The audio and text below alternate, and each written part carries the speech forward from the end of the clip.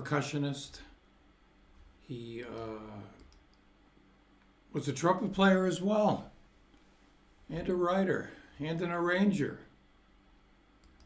And just fix this up here so I don't lose this going on here. Let's see, I just want to make sure we're live. Oh, okay. All right, my apologies. Here we go. So, yeah, Ralph was a drummer, trumpet player. He was a teacher. He was a father, a partner, apprentice to Art Blakey, a jazz advocate, recording artist, and a survivor. Ralph had been sick for a while. I mean, all the things that happened to him surely would have found anyone else by the side of the road unable to continue. But Ralph Peterson marched on. I mean, he was unstoppable. And what an inspiration. What a great musician. And someone who loved this music, loved the masters. I mean, his relationship with Art Blakey, playing with him and carrying on the tradition. And the musicians of his generation. Well, life is short, it's temporary, but what we do in this life and how we affect the people around us, that's the measure of what happens after we leave this world. This body leaves the world. Certainly Ralph Peterson left us with a hell of a lot. And I did a jazz video guy live with him a couple of months ago. I'm going to put that up now. And some of his friends had a few words to say about him.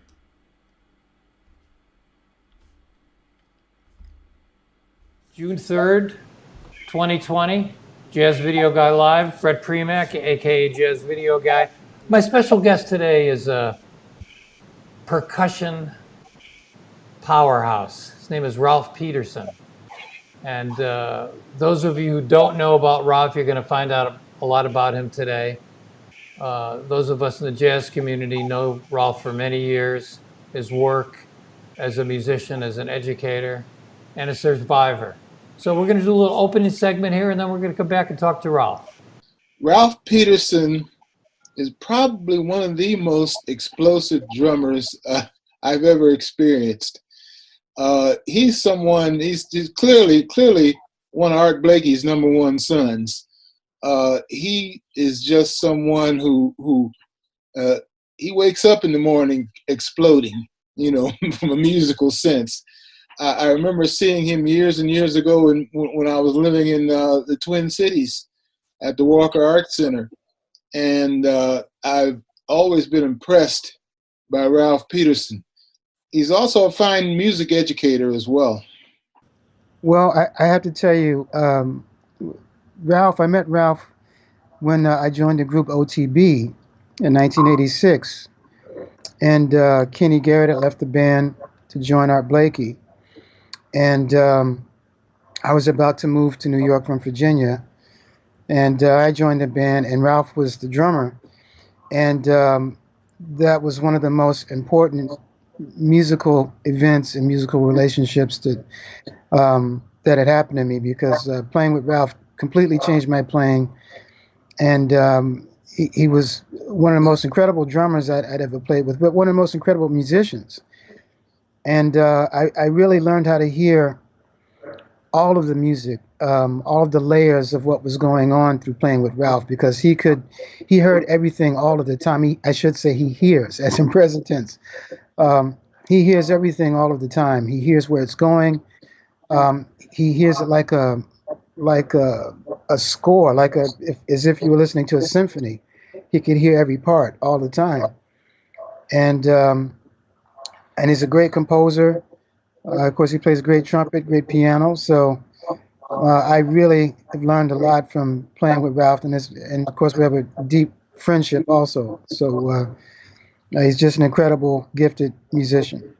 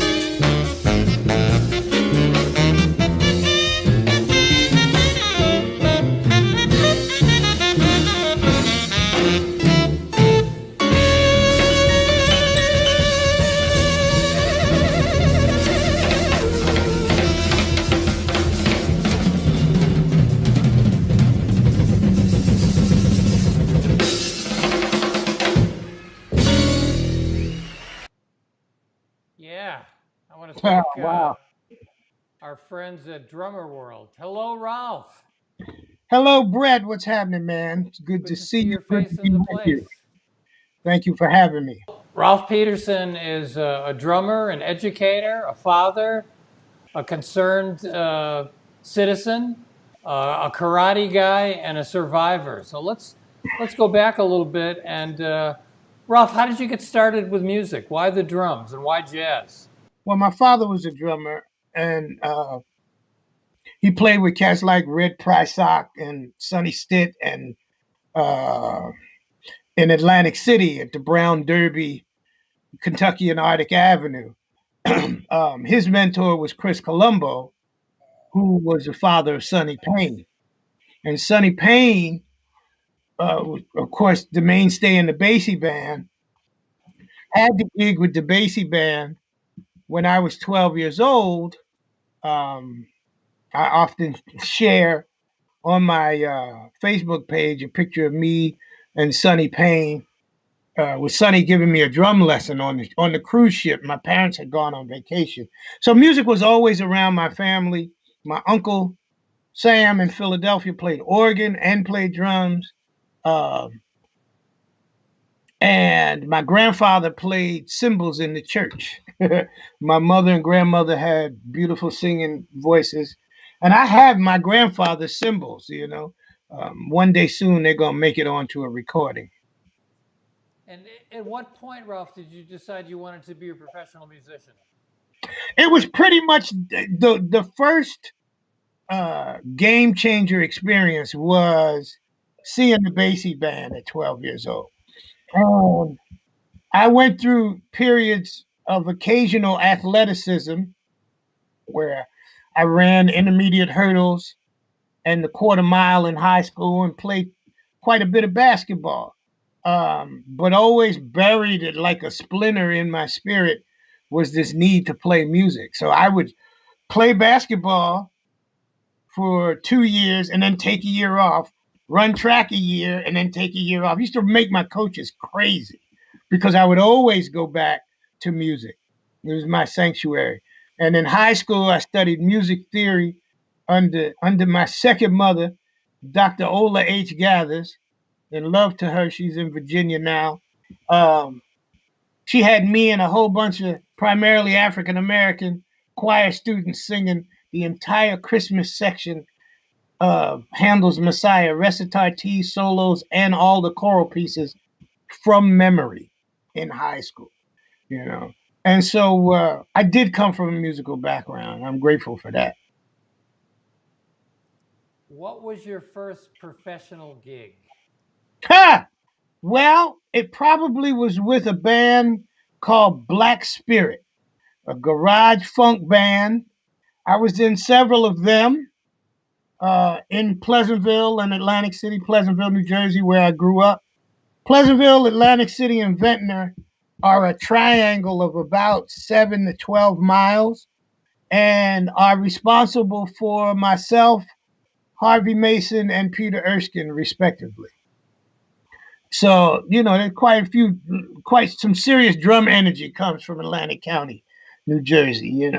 Um, but there was Black Spirit, and then there was another group called Cosmic Nirvana. And I played baritone saxophone in that band. Um, uh, the uncle of drummer John Lampkin was the trombone player in that band, my good brother Martin Lampkin. And so I'm not a jazz baby, you know. I came to this music by way of the funk machine, by way of George Clinton, Parliament Funkadelic, Kool and the Gang. Sonny Payne is an early mentor. Who were some of the other musicians who've helped you in your journey? Well, between Dr. Gathers in high school, the next pivotal, and there were other high school instructors, Rob Reimer, Bill Woods, Jack Melton. They all played a part in my development. Dr. Gathers being the most influential because she was the head of the music program. They all answered to her, and so a lot of my teaching style in big band is mirrors Dr. Gathers' approach. And I told him about Dr. Gathers in the Gen X big band. But then the next pivotal chapter is when I got to Rutgers and met Paul Jeffrey and Michael Carver. And also on the faculty were Kenny Barron, Larry Ridley, Ted Dunbar. And so you really couldn't go wrong, especially with classmates like, upperclassmen like recently, like immediate graduates were, immediate alumni was Tom Chapin, the late great Tom Chapin, and then Jerry Weldon, Adam Brenner, Josh Harris, Andrew Beal, Dave Schumacher, Terrence Blanchard, Regina Bell. I mean, it was crazy the amount of talent that was at Rutgers in the period that I was there. Harry Pickens, Steve Nelson, James Spalding was all over the place because his wife, Mrs. Spalding, was teaching at Livingston College. And then, amazingly enough, right up the road at William Patterson was Barry Danielian, Carl Allen, and Brian Carradine School. And down south, further south in New Jersey, at what was then Glassboro State College, Dennis de Blasio was a student. So, New Jersey had a lot of great energy in New Jersey jazz. And as far as Rutgers, Paul was the engine. And last but not least, my trumpet teacher, William Butler Fielder, affectionately known to all as Prof, from whom I coined the phrase onward and upward. He used to tell us onward and upward, not backwards and downwards. So those guys are really important people in my life, and they exposed me to the music. A piano player named Alan Watson, a bass player who's, my foxhole friend to this day, Hank Scalco, who was smart enough to study computer programming and wrote a software that was picked up by IBM. He's better off than all of us, but he still decided to be my friend. So I'm grateful for all them cats. And he can still play the bass too. Yeah. Frank Lacey was there as a student. The Harper brothers came through New Brunswick during that period. So it was a hell of a time. I was exposed to a lot of great musicians right away. So it was really poop or get off the pot, because there were too many people there dealing for me to be half stepping, and I was carrying this little trumpet around because I knew more major and minor scales than I knew rudiments. And so Michael Carvin failed me in the percussion audition, right? And said that you can't study with me, just like you can't go to English department and say you want to be a writer and you don't understand the letters of and the function of the alphabet of English. Well, there's 26 letters of the alphabet and there's 26 basic rudiments. Go learn the alphabet for the language of drumming, and don't come back over here asking me what I could teach you till you learn that.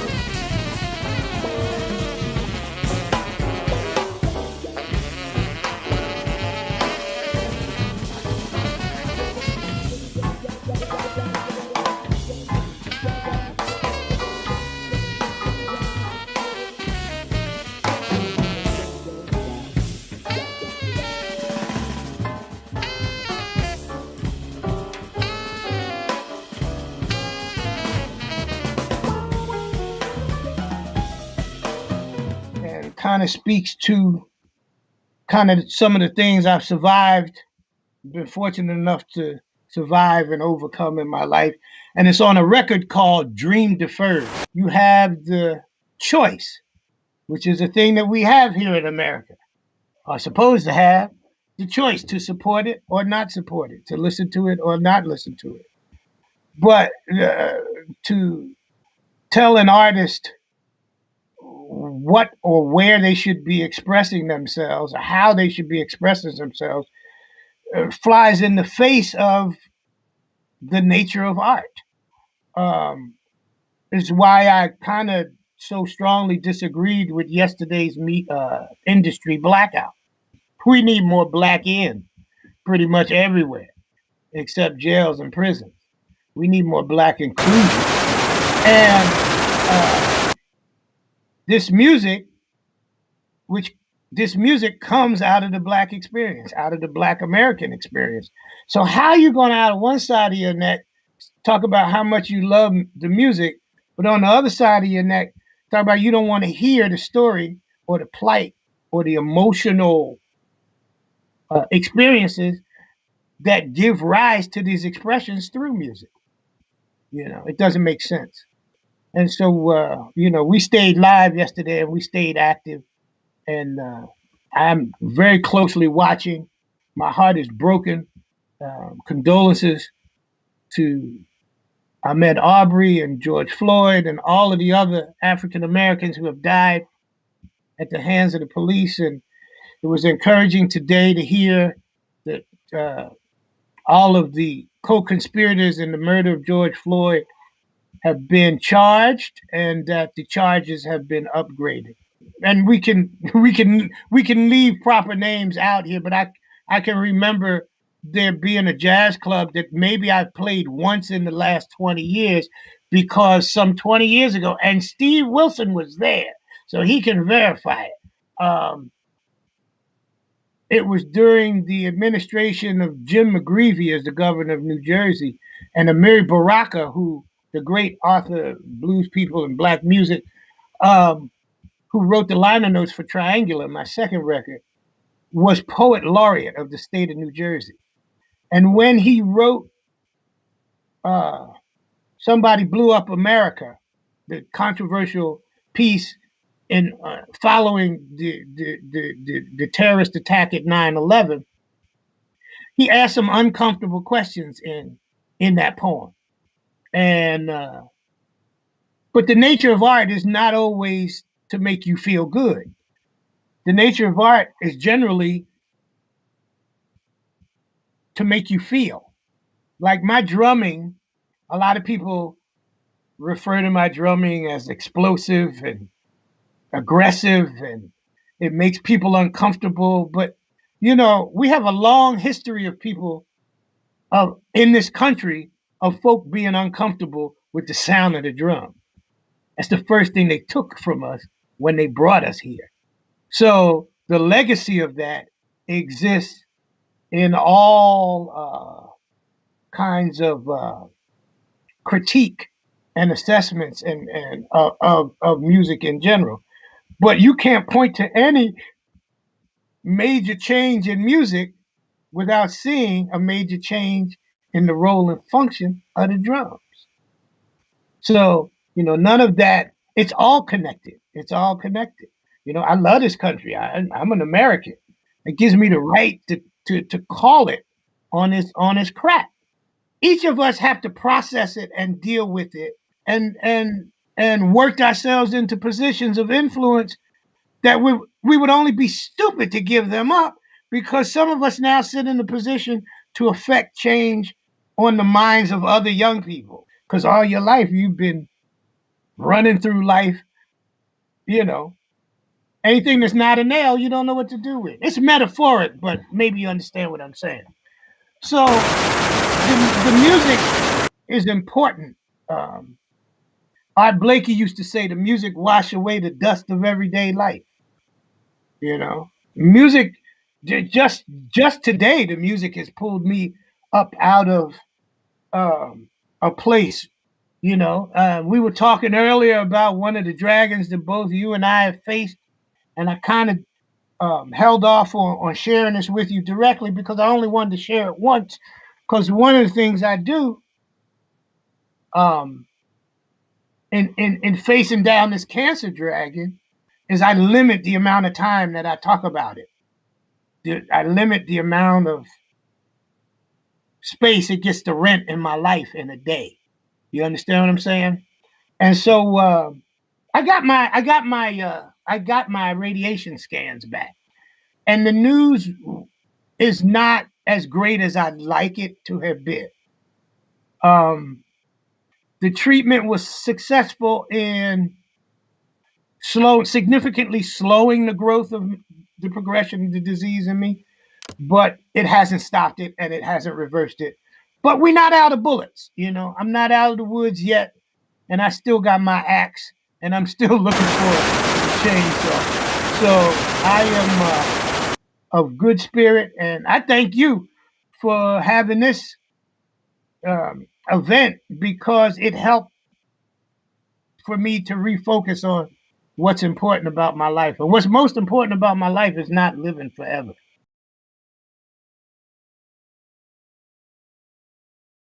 Elvin Jones, Tony Williams, Max Roach, Lewis Hayes, Jimmy Cobb, Tootie Heath, and then some lesser known names like Eddie Gladden and Eddie Crawford and Red Walcott. And these are cats primarily from the Jersey scene. Red Walcott was the drummer with Tiny Grimes and was responsible for getting Charlie Persip to gig with Dizzy on Sunny Side of the Street on that record date. So I'm indebted to a lot of people. A great tenor saxophone player from Newark, New Jersey named Leo Johnson. Okay. The Phipps family, who, you know, anybody that knows anything about Newark jazz knows Wayne Shorter and Woody Shaw. But the first family of jazz in New Jersey is in Essex and Sussex County was the Phipps family. Gene Phipps Sr., Gene Jr., Billy Phipps, and also my dear friend, heavenly shout out to my man Dave Eubanks, because he was 26 when he passed away and kind of one of the most talented bass players on the set. He was working with Dexter, but he would also come and do gigs at all of the little organ circuit joints in New Jersey, like LC's and Mr. West's Peppermint Lounge and Sparky J's and all of these clubs. And those were the clubs that I cut my teeth in musically and learned how to play. You know, and then Walter Davis came to Rutgers, and not long after that, he gave me my first gig in New York, which kind of set up me meeting Art Blakey. Yeah. Let's talk a little bit about Art Blakey. He's certainly a major figure in your life. You played with him, you knew him, and you're carrying on the Blakey legacy now. How did you first meet Art, and what was it like actually working with him as well, Ralph? Well, I first met Art through Terrence, through my friendship and association with trumpeter Terrence Blanchard. We went to school at Rutgers together.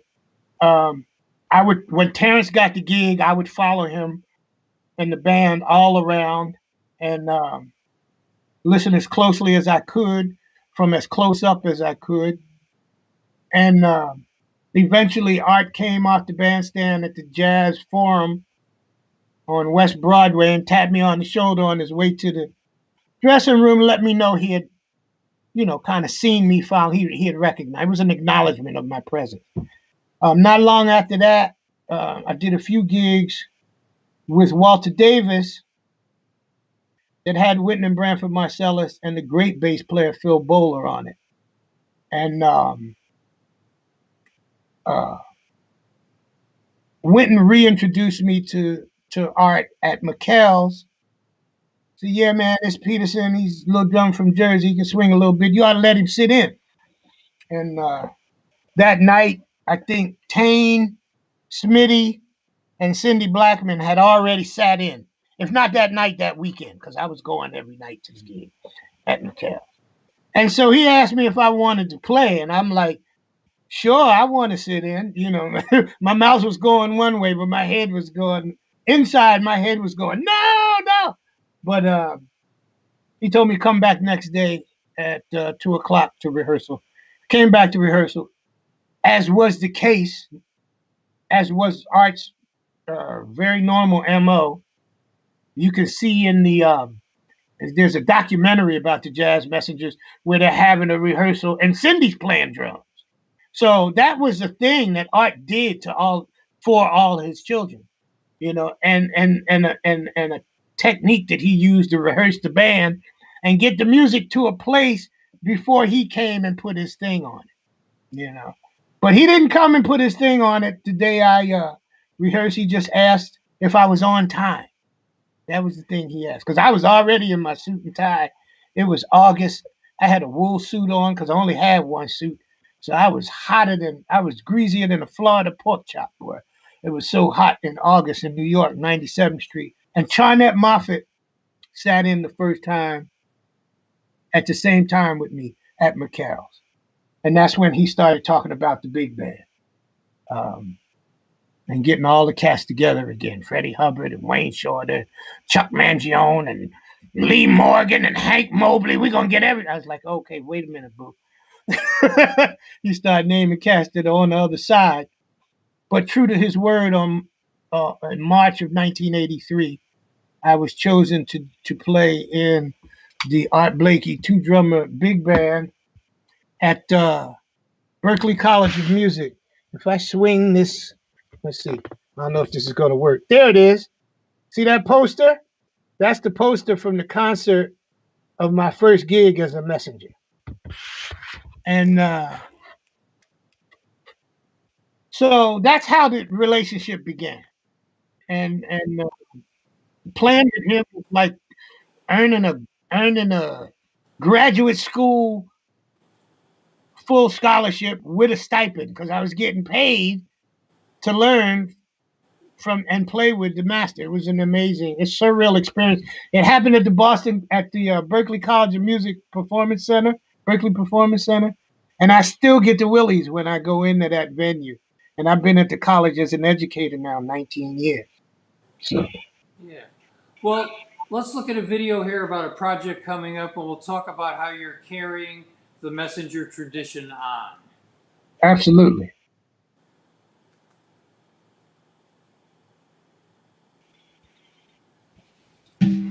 Montunos do that. This new project. Onward and Upward is the audacious attempt to write a new page in the Jazz Messenger songbook. The success of the Messenger legacy made it clear that people still love and to a certain extent, spiritually and emotionally, need that sound. And so after doing the live record and playing all of the old war horses and some of the lesser known tunes like Children of the Night and Free for All and the Core, the Legacy Alive record did really well. And so the next natural step is, what would Art Blakey expect of me? And that is to record some original music. So the attempt of the record is twofold: to create as large of a conclave of Jazz Messenger alumni and as possible. And ironically, we ended up with 17 musicians, which has a historical reference to the origins of the Jazz Messengers, because Art Blakey and the 17 Messengers is how this whole thing started. So with the help of NEA jazz master Joanne Burkeen,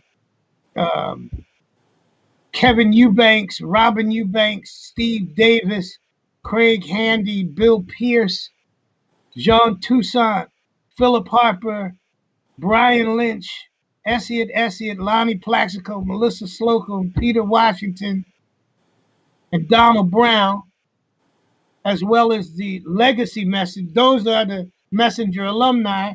And so we've labeled 3 of the cats legacy messengers, who are people who certainly represent the group and generation of musicians who have come on the set after Mr. Blakey's passing. And they include the great piano player Zakai Curtis, Anthony Wanzi, and percussionist Reynaldo de Jesus. And so this is my direct homage to the Jazz Messengers and through the Messenger Legacy Band.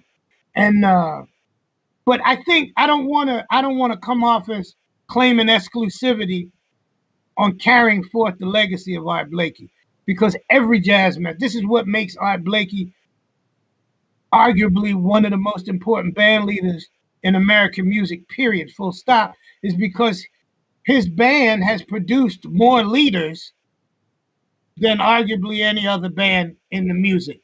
And so, you know, the way that Terrence does it, the way that Donald Harrison does it, the way that Bobby Watson does it, the way that John Toussaint does it, Robin in his own band, Kevin in his own way, the Fotet for my group, Gen X Big Band, which is a direct expression of gratitude to the Messenger Big Band, which the opportunity that made me a messenger. And I got to tell you, Brett, I got some really big news coming in the next 2 weeks. I just can't share it with you yet because I've been sworn to silence by the best publicist and manager in the business, Lydia Liebman and Laura Martinez. I can't give it up yet. I'm about to burst into flames, but you'll know it. I'll send it to you directly. Some really good news. And then through my label, Onyx Productions, I'm now transitioning into creating a platform for young musicians to play. I moved from being a guy who put out my own music to being a record label when I recorded the great songstress Laney Cook, and Music is the Magic CD with Myron Walden and Tabari Lake and Lucas Curtis and oh God, what's the piano player's name? Ted Firth, the piano player. And it was a really fun record, but I'm really excited to announce that Onyx Productions has signed its next artist, young trumpet player from New Jersey, who was a student of mine at Berkeley. And you're going to hear good things about this guy. His name is Alonzo Demetrius. And his record, Alonzo Demetrius. And his CD is coming out in October. It's called Live from Prison Nation.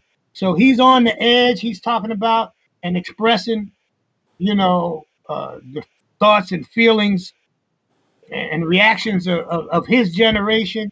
And I'm really excited to be able to present him as an artist. Yeah. So we all have our ways to honor Art Blakey. Yeah. Well, one thing we were talking about before was that the Jazz Messengers were like a university.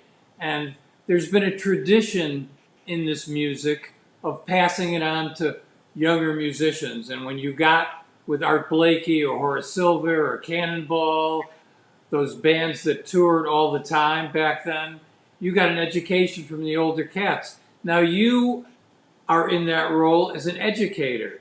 You've been at Berkeley a long time. Jimmy Heath once said to me, teaching is learning. Absolutely. It's been the greatest gift for me keeping my own sword sharp is to become a teacher. And while I learned that in the classroom, teaching this music, it really became clear to me when I became a black belt in Taekwondo and began teaching martial arts, because students will call you on your BS if you come in raggedy, if you come in weak, if you're not in shape. Your students will test you and call you on it. So it forces you to learn. Michael Carvin put it another way. He said, he used to always tell me that he and I should never be competing for the same gigs. And if we are, then it's his fault. So if I'm competing for the same gigs as my students, it ain't, you're not supposed to throw water on the students for wanting it and being that hungry. You know, you need to check yourself for being that lazy. And if you're not continuing to keep your sword sharp, then you know, you'll get overtaken by your students. And students are supposed to overtake their teachers. You know, that's the way it's supposed to be. You know, I got a roster of soldiers that have come through me, that are drummers and non-drummers alike, that I'm so very proud of, and sharing what I got from Buhana and Elvin and Walter Davis and Paul Jeffrey and Michael Carvin and Kenny Barron and all those cats, passing that on based on and through my own experiences to the generations behind me is actually my path to immortality. So we take that line of thinking all the way back to the cancer battle. Again, it ain't about being here forever. It's about what you do while you're here that matters, you know. Well, you are a guy that's done something while you're here, and it does matter. The legacy of your music lives in your students and the people who listen to your music all over the world. A couple of questions here before we jump off, because we kind of burned through the hour here, and I want to play a little more music. People who don't know your music can get a better sense of it. First of all, which of your recordings should people check out? I would say certainly check out Messenger Legacy Alive. Definitely check out the Duality Perspective, because that gives you two sides, two facets of me as a leader and as a composer at the same time. Definitely check out the Art of War CD. That band, that CD is coming up on a 20-year anniversary. So look out for a reunion there with Jeremy Pelt, Jimmy Green, Orrin Evans, and Eric Rivas. Definitely check out Triangular, the record with me and the late great Jerry Allen, and you know, my first record V, which you can see. Oh no, over this shoulder, there's a gold record for that. Gold record is for V, which is the Swing Journal Gold Disc Award. And the first tune on my first record as a leader, the title was "The Enemy Within." So it spoke to a lot of things personally, you know, my struggle and subsequent day at a time victory over substance abuse. I've been drinking drug free 24 years and counting now. And it also speaks to the enemy within. You know, we talk about the oath to the Constitution and protecting the world against all enemies, foreign and domestic. That's the enemy within. Yeah. Well, it's been incredible having you here, man. I just want to say something else, and that's that we were talking before. We share something else, and that's we both have incredible daughters. You shared with me some stuff about your daughter. Tell us about your daughter and what she's doing. My daughter, Sonora Tia, Tiye, Queen Tia. Sonora meaning sound, Tia meaning queen. Is one of the greatest classical flautists in the world today. She graduated from Curtis Institute after receiving 9 full ride scholarship offers. She now teaches at Curtis Institute, and from the moment of her graduation has been the principal flautist in the Milwaukee Symphony Orchestra. She has 2 recordings out under her own name, classical flute recordings, and there is no way I could be a more proud papa, you know. And her mother, Melissa Slocum, who played at least 3 gigs, if not 2 weeks with Art Blakey in New York, right before Essiet, is also on the new record, Onward and Upward. So it's a family thing. Thanks a million, Ralph. We're going to go out with something called Emmanuel the Redeemer. Okay. What is that? That's a Mark Whitfield tune that was recorded on the Aggregate Prime CD, Dream Deferred. Thanks, everybody.